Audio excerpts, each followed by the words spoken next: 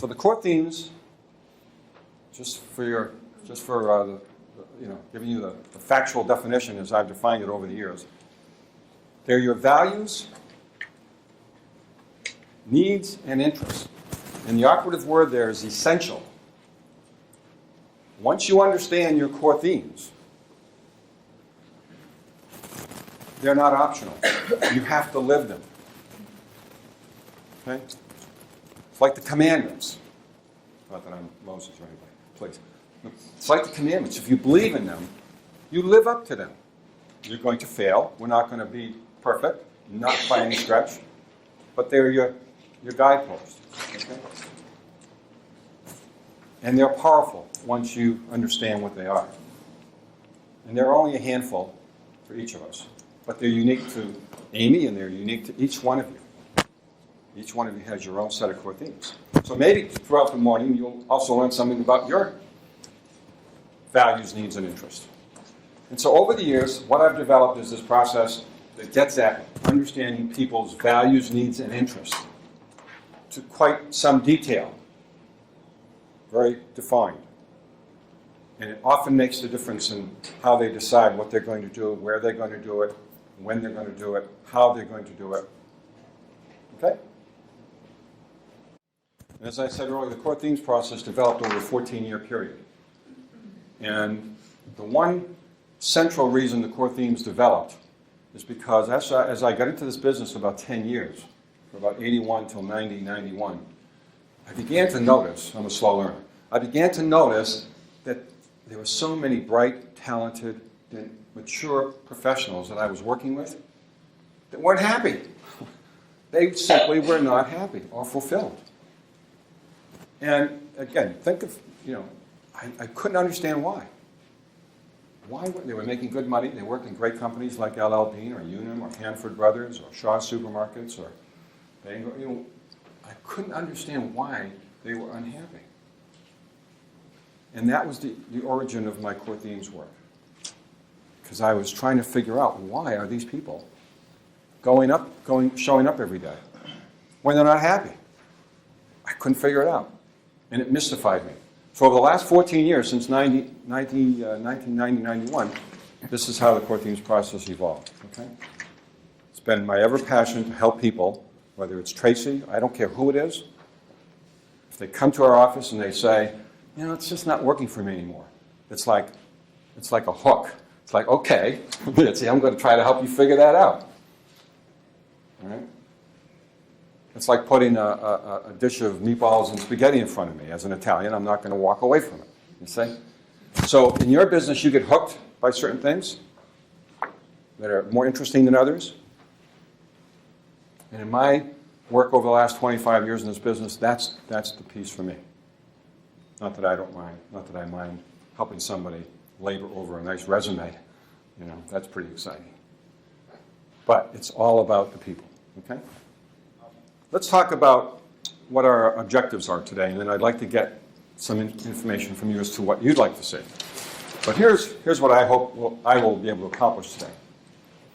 I'd like all of you to come away with an understanding of the process, core themes process, as it relates to your most valued and talented employees.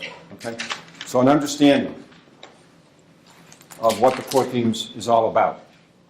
I think that's the first. If you don't understand it, it's not likely you'll think about it. It'll be just a term. Secondly, I want to help with Dennis and Nancy, and I'm going to introduce them in a second.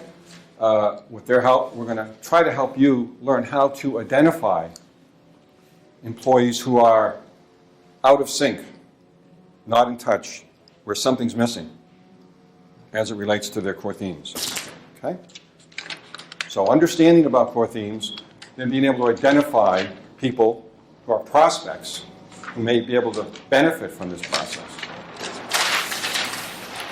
And then learn how you can use it to help your employees. Because I assume that we want our people to perform at their highest level, and we want them to be happy. Happy is okay, isn't it? If you had a choice, Paul, I'm going to pick on Paul. Paul, if you had a choice between being happy and unhappy, what would you choose? Probably happy. Probably happy, okay. All right. I suspect everybody in this room would. And so, one of the questions I always ask about my clients is, well, why have you chosen to be so miserable in your job? I said, well, what do you mean? I said, well, you just explained to me about your boss, about the company, whatever. You're not happy. You're not sleeping. You're putting on too much weight. You're drinking too much. Your spouse says, quit, do something. Well, you're not happy. So I say, well, why did you choose to be unhappy? And people don't say anything back. Because why would you choose to be unhappy, right? Ready? Would you choose to be unhappy? I have chosen to be unhappy. You have. Right? And now you're not. You're choosing to be happy. So, happy is good. Assuming you've got the credentials to do the job, of course. That's the given, right? Okay. So these are the three objectives. What I'd like to hear from you, just spontaneously, is so that we can sort of tweak our workshop as we go along today. For this workshop to be meaningful to you, what do you want to take away? God bless you. I don't know about you, but when I attend workshops or seminars, to me, time is precious, and I don't want to waste it. It's one of my big, bugaboos. So if I'm going to sit and engage in a workshop, I want to get something out of it. Other than these three objectives, or perhaps you don't want those three objectives, what are some things you would like to take away with, based on what you know about the workshop or what you've learned about it? What would you like to take away in addition to what I've already stated? So at noontime, when you leave here, you say, oh yeah, that was good, I got this. Or, because you're not just filling space, right? Okay.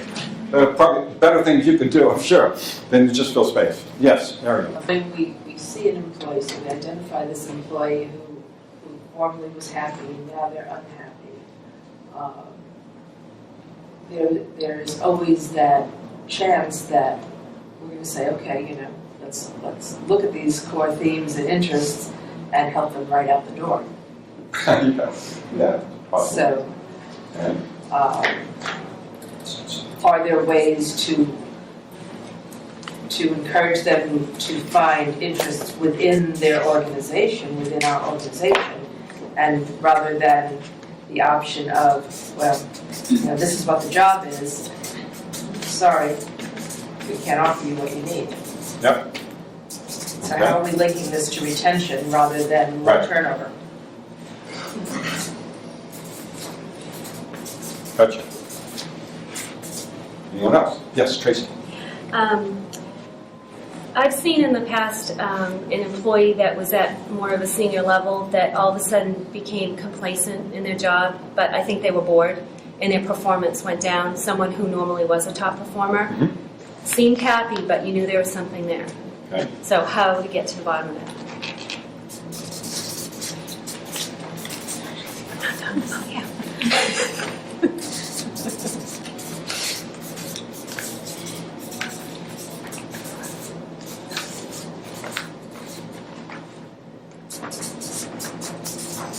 And when you have a senior executive who fits that description, you, as well as anyone in the organization, knows how costly that is, both in the dollars and in the lack of leadership, right? Because they're not, what's happening? They're psychologically checking out if they haven't already checked out. One of the things I learned during marriage counseling many years ago, is before the couple, if they didn't make it, almost many of them, when they would come in, I would check them out and say, okay, you really wanted to make this work. Because oftentimes I found one or the other had already psychologically checked out. And I didn't want to waste my time. So we find many executives and people at every level, before they leave, or before you see the performance, which are the symptoms, right, of poor behavior, they've checked out in some way. So our job here is to get to them before they've checked out. That means you've got to be in touch with your clients, your internal clients. You've got to be in touch with what's going on. Because if you wait till the performance is so bad, I've seen so many people fired. And if someone had just gotten to them earlier on, you might have been able to help them make the adjustments. Because core themes isn't just about finding out what you're really passionate about and then leaving. No. It's about making adjustments in your life.